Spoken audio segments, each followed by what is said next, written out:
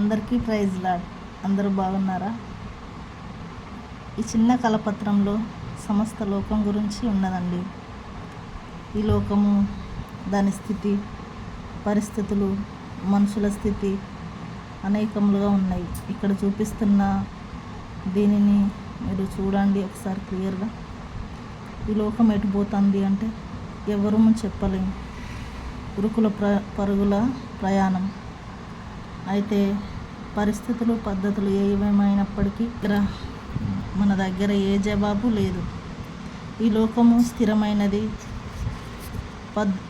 పరిస్థితులు, విపత్తులు, చీకటి పరిస్థితులు, గ్రుడ్డితనము, ఇదంతా మనలోనే ఉంది.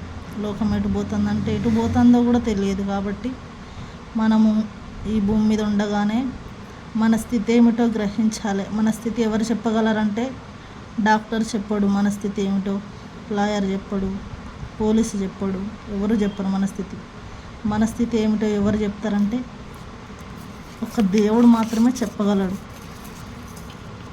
ఆ దేవుడు ఎవరంటే నన్ను సృష్టించిన దేవుడే, నీ కొరకు నా కొరకు ప్రాణం పెట్టిన దేవుడే. ఆయనే ప్రభు అయిన యేసుక్రీస్తు. ఆయన మన కొరకే ఈ భూమి మీదకి వచ్చిండు. ఎవరైనా రాగలరా అండి మన కొరకు భూమి మీదకి? ఎవరూ రాలేరు.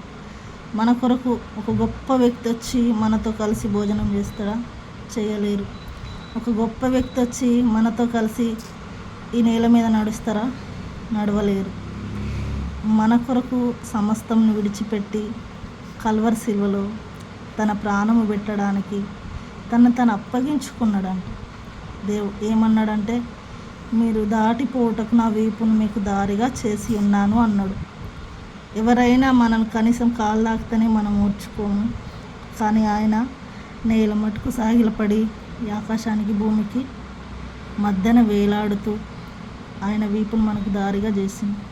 ఈ గొప్ప దేవుడి గురించి ఒక్కసారి ఆలోచించండి. దయచేసి అమ్మ, అక్క, అన్న, చెల్లి, మీరు లోకంలో ఉండగానే యేసుక్రీస్తు ప్రభు గురించి తెలుసుకోండి. నేను మిమ్మల్ని బలవంతం చేయడం లేదు. మీరు యేసుక్రీస్తు ప్రభుని నమ్మాలి అనడం లేదు. ఈ ప్రభు గురించి ఒక్కసారి ఆలోచించండి. ఈ దేవుడి గురించి ఒక్కసారి తెలుసుకోండి. మీ ఆలోచన తర్వాత మీరు ఆలోచించుకొని మీ ఆలోచన ప్రకారం నడుచుకోండి. ఈ లోకం ఎటుపోతుందో తెలియదు కాబట్టి ఈ లోకంలో ఉండగానే ఏది స్థిరము, ఏది నిత్యము, ఏది మనతో ఉండేది, ఏది మనతో వచ్చేది ఆలోచించుకోండి. ఏ క్షణం ఏమవుతుందో తెలియదు. మరలా కరుణ పెరిగిపోతుంది. దయచేసి ఒక్కసారి ఆలోచించండి. Praise lord.